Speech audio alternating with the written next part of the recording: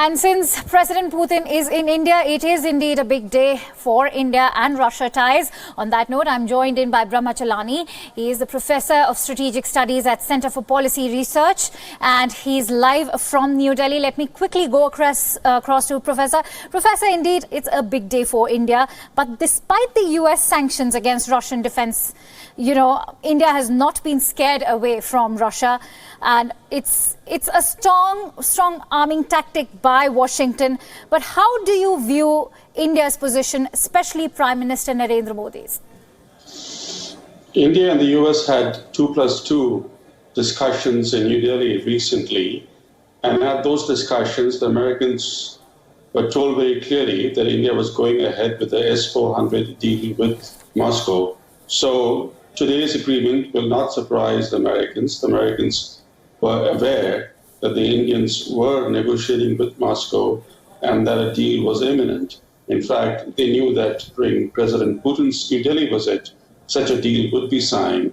So they will make a lot of noise over this latest deal, but they will not impose sanctions on any Indian entity. They want to build pressure on India in order to influence India's arms procurement policy. They want India to reduce its inventory of Russian arms and buy more American weapons, even though the US has already emerged as the largest seller of arms to India. But they're not content with that number one position. They want India to invest even more money, billions of dollars more, in buying American arms. So they're going to use the S-400 deal as a tool to exert pressure on New Delhi. Right. Professor, also it's interesting to note that India might likely get waiver on this, but China couldn't manage that. Can America actually afford to risk both these markets through a trade war? The sanctions that the US has applied on a Chinese entity are basically symbolic sanctions. They mean nothing. They do not affect China in any way. One government agency in Beijing was sanctioned recently by the US government. That agency has no business ties with the United States. It does not import anything from the US, nor does it export anything to the United States. So these sanctions were merely a slap on the Chinese wrist. But if sanctions were applied against an Indian entity, it would have more than symbolic effect. It will have an effect in terms of that entity's ability to engage in international trade. And therefore, sanctions on India would be a very serious matter. But I don't think the Americans will use the S-400 deal to apply sanctions against India, because that would undermine and undercut. It would damage the blossoming US-India strategic partnership. So they won't go that far, but they will use this deal as an instrument to influence India's further decisions to procure arms from Russia. Right. Professor, how do you view the Russian-built S-400 Triumf, which is a long-surface to-air missile system, considered to be more effective than the THAAD, the Terminal High Altitude Area Defense System? How do you view that, especially, when it comes to India-Russia strategic ties, when it comes to their defense partnership? How do you view S-400's addition to India's arsenal? The S-400 air defense system is a very potent system. It's a powerful system. It has proven its worth in multiple conflicts. Therefore, its acquisition by India is a welcome development for strengthening India's air defenses. But mind you, we will not get the first of the S-400s until at least 2 years from now. Right. So there will be a long wait before the first S-400 system arrives in India. But there's a larger question that India is a big economy. It's able to send a spacecraft to the Mars.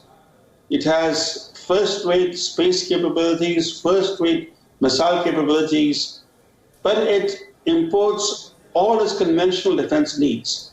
From guns to tanks to aircraft, India is highly dependent on imports. Now that does not augur well for India's defenses, because a country that is heavily dependent on imports cannot be a strong country. It cannot be able to meet its defense needs adequately. And I think we need to focus more on strengthening our domestic arms production capability. It's very important because we are now spending billions of dollars every year importing weapons from different countries, including a small country like Israel. Israel is not even one-third the size of New Delhi, and yet it's selling something like $2 billion worth of arms to India.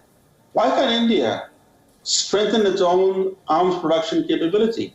Professor, this is indeed a very interesting discussion that you spoke about, that India's dependency on imports when it comes to the field of technology, defense, even space, may not work in the favor of the nation. But when it comes to collaboration, how do you view collaborative efforts between India and Russia? Because, space collaboration also with Russia dates back to 4 decades. And now India will also be taking Russia's help for the Gaganyaan space mission. Speak about the collaboration that India and Russia has done so far when it comes to the area of space. Ever since the old Soviet Union fell out with China in the late 1960s, in 1969, the Soviet Union and China almost came to war because of Chinese aggressive actions along the border with the Soviet Union. That split helped to transform the Indo-Soviet relationship, laid the foundation for the Indo-Soviet Friendship Treaty of 1971, which played a critical role in preventing China from opening a northern front against India in the war that led to the birth of Bangladesh. So the India-Russia relationship has thrived over the decades, but since the collapse of the Soviet Union, the relationship has declined, and it's largely focused on military transactions. But it's important to note that even today, Russia is willing to sell India offensive weapon systems. For example, it has sold India an aircraft carrier. It has leased India a nuclear-powered submarine. Now, such offensive weapon systems, the Americans will not sell to India. In fact, they have not sold a nuclear-powered submarine even to their closest or close allies. So the Americans are supplying India, they're selling India mostly defensive weapon systems like maritime reconnaissance aircraft, military transport planes, etc. While the Russians, even today, are willing to sell India another, not sell, but they're willing to lease India a second nuclear-powered submarine. They're willing to sell India very potent naval frigates. So more arms deal in the coming months and years between New Delhi and Moscow are likely. I'm also joined in by Fred Weir, the Russian affairs expert who's joining us live from Moscow. A very warm welcome to you, Fred. Thank you so much for eking out your precious time to join us here on Wion. We were just talking about how Putin and Modi are two sides of the same coin, and this is indeed a very interesting day for India as well, because India has finally taken a stance against the muscle flexing coming in from Washington. How is Prime Minister Modi's stance being viewed back there in Russia? Well, I think that there is a renewed focus on India here in Russia. There was a long time, or even for the first decade of Putin's rule in Russia, when Russia's main goal was to integrate with the West, to find terms of joining the Western club. Now that did fall apart simply because Putin drew certain red lines about NATO expansion, about Ukraine and Georgia joining NATO, and then these events in 2014 when a government was overthrown in Kiev and a very pro-Western revolutionary government came in Ukraine. This created the crisis that we have now. Yes. No, please carry on. Yeah, okay. Well, so in this respect, Russia has been forced to seek alternatives. Of course, it's turned to China, which has now become its biggest trading partner, where the EU was just 5 years ago. It's taking another look at India. India is a critical part of the Asian puzzle. You can't get stability, any kind of Russian foreign policy can't hold any kind of, prospects in the larger Eurasia theater without good relations with India. And I think Putin is putting an awful lot of effort into this. And Russian public opinion is slowly following. There is a renewed interest. There's simply no question about that. Right. But Fred, can America actually afford to, jeopardize its relationships with two flourishing Asian markets, one already being there at the back burner when it comes to China, which is already at a trade war with the US. But do you think the US can afford the same treatment with India? Well, you seem to have in Washington a group of people around Donald Trump who believe that it can. That the United States can ditch all of its former multilateral obligations and deal in bilateral ways with countries, simply do deals with each one separately.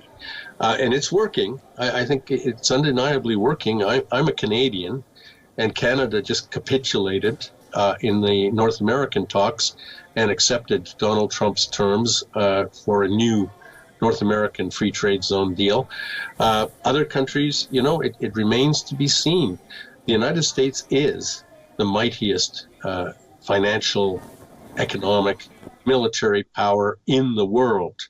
And you all do business with the United States. India has a lot of big corporations, companies, individuals who have made careers dealing in the American market.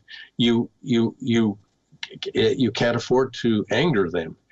And there'll be a lot of voices saying, well, they want this, let's go along with it. This is the reality. So I don't know whether they can do this or not. It seems really bold, like they're taking on everybody at once and threatening to sanction anybody who contradicts them. And this Fred, I'm also joined in by Professor Chalani out here. Let me also go across to Professor on this note that you just made a very valid point. Professor, do you think that US is unlikely to seek revenge on India via trade wars, even though Trump labeled India as the tariff king with regards to the import of the Harley-Davidson just a few days ago? But can America actually afford that? The US already has, through its policies, forced Russia to pivot to China. So the US today faces a hostile Russia and a hostile China. It's two major powers against one. This is the reverse of what happened in the second half of the Cold War, when after the 1971 Nixon-Kissinger opening, the Americans co-opted China on their side against the Soviet Union, became 2 against 1. That was an important factor in the ultimate unraveling of the Soviet Union. But today, with both Russia and China pitted against the United States, the geopolitical situation is not favorable to the US. Right. And therefore, for the US, India has become critical. They cannot afford to undermine their dependency on promising relationship with India. It's a strategic partnership with an important swing state, and they will not impose sanctions on India merely because India has bought an air defense system from Russia. The Americans know that the Indians were going to buy this system, the S-400, from Russia. This has been under negotiations for the last 3-4 years. The Indian process to buy any weapon system is very slow. Indians discuss everything in public. The Americans have been in the know for several years now about India's plans to buy the S-400 system. And when Secretary Mattis and Secretary Pompeo were in New Delhi recently for the 2+2 talks, they were told very clearly by the Indian side that this deal will go ahead.